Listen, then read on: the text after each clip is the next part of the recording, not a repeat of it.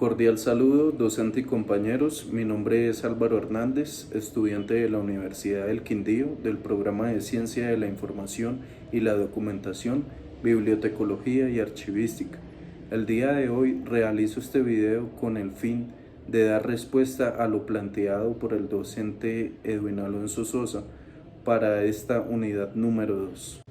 ¿Qué es la ordenación documental?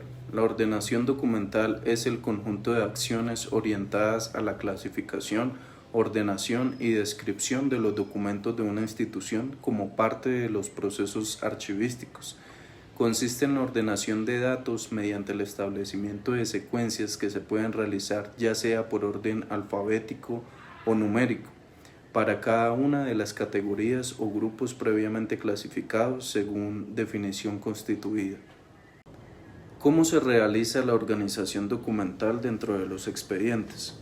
Los documentos generalmente se organizan dentro de archivos o carpetas.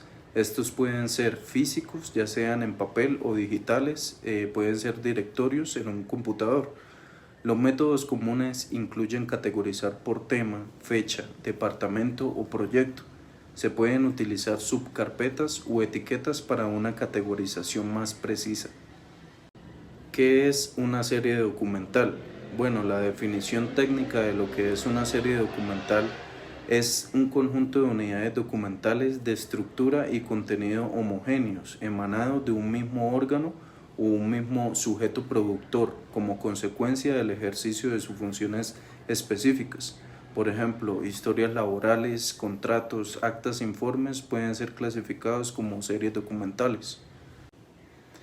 ¿En qué consisten las series documentales simples y cuáles son los pasos metodológicos para su organización? Las series documentales simples son aquellas formadas por tipos documentales que comparten rasgos estructurales y formales entre sí, pero cada uno es independiente del otro dentro de la misma serie.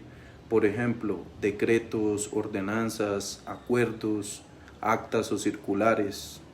Los pasos metodológicos son analizar las características formales de las unidades para comprobar su pertenencia a la serie documental, seleccionar el sistema de ordenación, que puede ser numérico, alfabético o cronológico, la aplicación del sistema que hayamos seleccionado, el almacenamiento de las series documentales en las adecuadas unidades de conservación, la foliación de los documentos en cada unidad de conservación y finalmente la identificación de cada una de las unidades de conservación.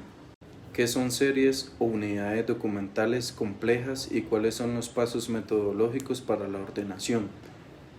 Las series complejas está conformada por unidades documentales complejas, comúnmente llamados expedientes. Cada uno está conformado por tipos documentales diferentes entre sí, pero relacionados en razón de un trámite o un asunto determinado. Los pasos metodológicos para la ordenación son analizar el contenido de las unidades documentales para establecer su pertenencia al trámite o proceso, ya sea administrativo o técnico. Se debe verificar que cada unidad documental compleja o expediente refleje el orden original del trámite. Igual que las series simples, debemos hacer la selección del sistema de ordenación de acuerdo con las características de la serie. Posterior a esto, aplicar el sistema, almacenar cada expediente en la adecuada unidad de conservación de acuerdo con el sistema de ordenación seleccionado. Almacenar la serie en la adecuada unidad de conservación, realizar la foliación de todos y cada uno de los documentos que conforman los expedientes y para finalizar, identificar las diferentes unidades de conservación. Estos serían los pasos metodológicos para la ordenación de series o unidades complejas. ¿Qué es una unidad documental? Un tipo documental. Bueno, la unidad documental es un documento o conjunto individualizado de documentos reunidos, valga la redundancia, indivisibles a efectos de archivo, que se toman como base para su descripción y análisis de forma unificada. La unidad documental puede ser simple cuando consta de un único documento o pieza, o compuesta o compleja cuando consta de varios documentos o piezas que se han reunido en un conjunto de forma unificada e indivisible. formando entonces lo que denominamos como expediente. El tipo documental se le puede definir como el carácter o atributo de un documento que es producido por un organismo en el desarrollo de una actividad concreta, regulada por una norma preestablecida y cuyo formato, contenido informativo y soporte son homogéneos. ¿Qué formatos de apoyo se emplean en la ordenación documental? Bueno, en este proceso se utilizan varios formatos de apoyo para ayudar en la organización y control de los documentos. Algunos de los formatos más comunes utilizados en la ordenación documental incluyen al testigo documental, que es un documento que contiene información resumida o clave sobre el contenido de un archivo o expediente. La hoja de control. Una hoja de control es un registro que se utiliza para llevar un seguimiento de los documentos en un archivo o expediente. El índice es una lista ordenada de los documentos o contenidos de un archivo. Puede estar ordenado alfabéticamente, numéricamente o incluso temáticamente. Y este índice nos proporciona una visión general de lo que se encuentra en el archivo. También están las etiquetas o etiquetas de colores que se utilizan para marcar físicamente los documentos o carpetas con información relevante, como por ejemplo categorías, fechas o prioridades. También se utiliza la carpeta de expediente. Cada expediente o archivo suele tener su propia carpeta o cubierta que contiene todos los documentos relacionados con ese tema o proyecto. En la carpeta se puede colocar una hoja de control o un índice para facilitar la referencia rápida. También tenemos lo que es el sistema de clasificación. Un sistema de clasificación es una estructura o esquema que se utiliza para organizar los documentos en categorías o temas específicos. Los sistemas de clasificación pueden ser alfanuméricos, temáticos, cronológicos, geográficos, etcétera. Ayudan a establecer un orden lógico en la disposición de los documentos. Adicional a todos estos formatos de soporte tenemos lo que es la base de datos. En entornos digitales se utilizan software de gestión de documentos o bases de datos documentales para organizar y buscar documentos de manera eficiente. La elección de estos formatos de apoyo depende de la naturaleza de la documentación, el entorno ya sea físico o digital en el que se almacenan los documentos y los requisitos específicos de organización y control de cada institución o empresa. ¿Cómo se debe de efectuar la rotulación de las carpetas y las cajas de archivo? ¿Qué información debe de contener el rótulo y cuál es la posición adecuada para su ubicación? Bueno, la rotulación para las cajas y las carpetas varía según las normativas y las preferencias de cada organización o cada entidad, pero como tal el contenido del rótulo tanto para las carpetas o las cajas generalmente contiene lo que es el nombre del archivo o contenido, el cual debe ser claro y descriptivo, indicar el tema o el contenido principal de la carpeta o la caja de archivo, por ejemplo, facturas 2022 o documentos de proyecto X. Otro ítem que debe llevar es la fecha. Es útil incluir la fecha de creación o el rango de fecha de los documentos que contiene. Esto facilita la búsqueda y la organización de manera cronológica. Por ejemplo, podemos colocar enero 2022 a marzo 2023. Otro ítem que debe llevar el contenido del rótulo es el número de referencia o código. Si, por ejemplo, la organización o entidad utiliza un sistema de codificación, se puede incluir un número de referencia para identificar la carpeta o caja de manera única.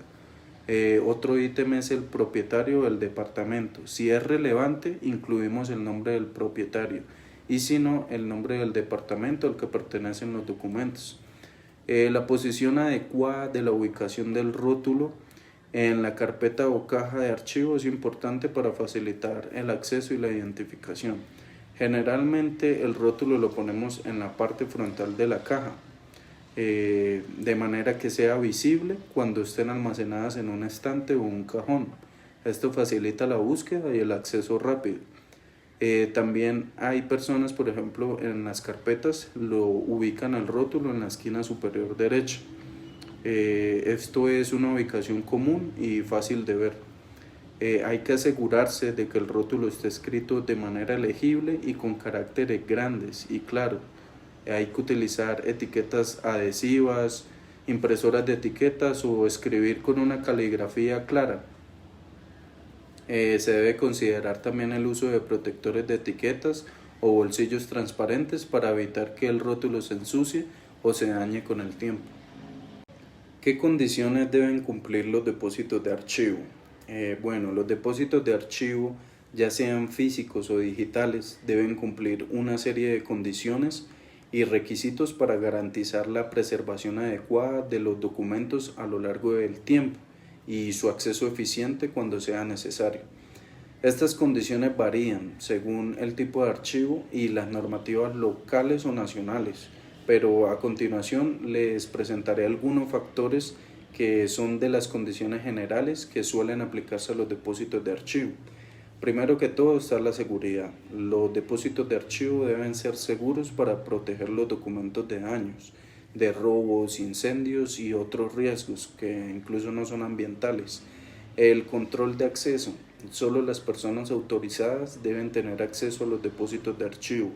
Se deben llevar un registro de quién entra, quién sale y con qué propósito lo hace.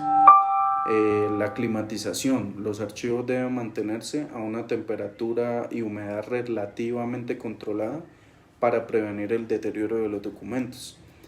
Otro factor es la iluminación. La iluminación en los depósitos de archivo debe ser adecuada principalmente para facilitar la lectura y manipulación de documentos, pero no debe ser excesiva para evitar el deterioro de los materiales.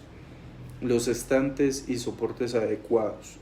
Los documentos deben almacenarse en estantes y soportes que hayan sido diseñados específicamente para archivos, para minimizar la tensión física en los materiales. La organización. Los documentos deben estar organizados de manera lógica y eficiente, preferiblemente con un sistema de catalogación y etiquetado claro. La protección contra plagas. Se debe tomar medidas para proteger los documentos contra plagas como roedores e insectos, entre otros. Resistencia al fuego y al agua. Los depósitos de archivo deben estar diseñados para resistir incendios y en la medida de lo posible proteger los documentos de daños por agua en caso de inundaciones o extinción de incendios. El respaldo de datos digitales. En el caso de archivos digitales, es importante contar con sistemas de respaldo y recuperación de datos para evitar la pérdida de información. Estas son algunas de las condiciones generales. También encontramos documentación de políticas y procedimientos, normativas legales y éticas, y entre otros. En algunos casos puede ser necesario proporcionar acceso público a los documentos de archivo. En estos casos, como dije anteriormente, se deben establecer políticas y procedimientos para garantizar un acceso equitativo y controlado. Como dije anteriormente, estas son algunas de las condiciones generales que deben cumplir los depósitos de archivo. Es importante recordar que los requisitos específicos, como dije al principio, pueden variar según la naturaleza de los documentos y las normativas locales. ¿Cómo se deben de organizar las cajas al interior de los depósitos de archivo? La organización de cajas dentro de un depósito de archivo es fundamental para garantizar un acceso eficiente a los documentos y para preservar su integridad a lo largo del tiempo. Se debe etiquetar las cajas claramente con contenido y con fecha. Se debe clasificar los documentos antes de almacenarlos, establecer un sistema de numeración, utilizar estanterías adecuadas, como decía anteriormente, controlar la humedad y temperatura, implementar medidas de seguridad, registrar el acceso, establecer políticas de retención y eliminación de documentos, realizar mantenimiento regular al depósito y capacitar al personal sobre procedimientos. De esta forma podemos ordenar las cajas de una manera eficiente. ¿Cómo se debe llevar a cabo un proceso de reconstrucción de expedientes? Bueno, es necesario evaluar la necesidad y el alcance de la reconstrucción. Se deben buscar fuentes secundarias de información, recopilar detalles sobre los documentos perdidos, si es posible buscar copias de los documentos en archivos y en bases de datos, verificar la autenticidad de los documentos y empezar a reconstruir el expediente con la información recopilada. Es necesario registrar todo el proceso, validar la reconstrucción si es posible y, de serlo, almacenarla y preservar los documentos, comunicar a las partes interesadas en el documento y, como último, realizar un seguimiento continuo y ajustar políticas si es necesario. ¿Cómo se realiza el proceso de foliación de documentos análogos como electrónicos? Bueno, el proceso de foliación de documentos, ya sean análogos o electrónicos, implica asignar un número de referencia único a cada página o documento para su identificación y organización. En documentos análogos esto se hace generalmente mediante la numeración secuencial manual. Como ya sabemos, se realiza en la esquina superior derecha con lápiz de mina negra número 2 o con una máquina de foliar. En documentos electrónicos se realiza automáticamente, a menudo mediante un software de gestión documental que agrega números de páginas o etiquetas únicas. Elabore una propuesta para llevar a cabo la organización de los expedientes electrónicos. Bueno, el título de mi propuesta es Implementación de un sistema de gestión de expedientes electrónicos, que es lo que está solicitando el docente. Este sistema de gestión de expedientes electrónicos no solo mejora la productividad y eficiencia, sino que también garantiza la seguridad de la información y facilita el acceso rápido y sencillo a los documentos importantes. Esta propuesta tiene como objetivo presentar un plan integral para organizar los expedientes electrónicos en una organización. Los objetivos serían implementar un sistema de gestión de expedientes electrónicos que permita la organización eficiente de expedientes electrónicos, que garantice la seguridad y privacidad de la información contenida en los expedientes, facilite el acceso y búsqueda rápida de expedientes para mejorar la eficiencia operativa y, uno de los puntos más importantes, que reduzca el consumo de papel y promueva prácticas sostenibles. En la metodología a utilizar, primero está la evaluación de necesidades. Se debe realizar un inventario de los expedientes electrónicos existentes, identificar los requisitos legales y regulaciones aplicables. Segundo, seleccionar un sistema de gestión de expedientes electrónicos. Debemos investigar y evaluar diversas soluciones de software de gestión de expedientes y seleccionar la solución que mejor se adapte a las necesidades de la organización. Tercero, está el diseño y la implementación. Es necesario definir una estructura de clasificación de expedientes, establecer políticas de retención de documentos y digitalizar documentos físicos si es necesario, para implementar el sistema de gestión y capacitar al personal. Cuarto, seguridad y privacidad. Se debe establecer protocolos de seguridad para proteger la información confidencial. Es importante el control de acceso y la gestión de permisos. 5. Formación y sensibilización. Proporcionar la formación al personal sobre el uso del software de gestión de expedientes electrónicos y promover la importancia de la gestión adecuada de expedientes electrónicos. Sexto, monitoreo y mejora continua. Establecer un sistema de seguimiento y auditoría para garantizar el cumplimiento. Recopilar retroalimentaciones de la experiencia del personal y realizar mejoras periódicas. ¿Cuáles son los beneficios que se esperan?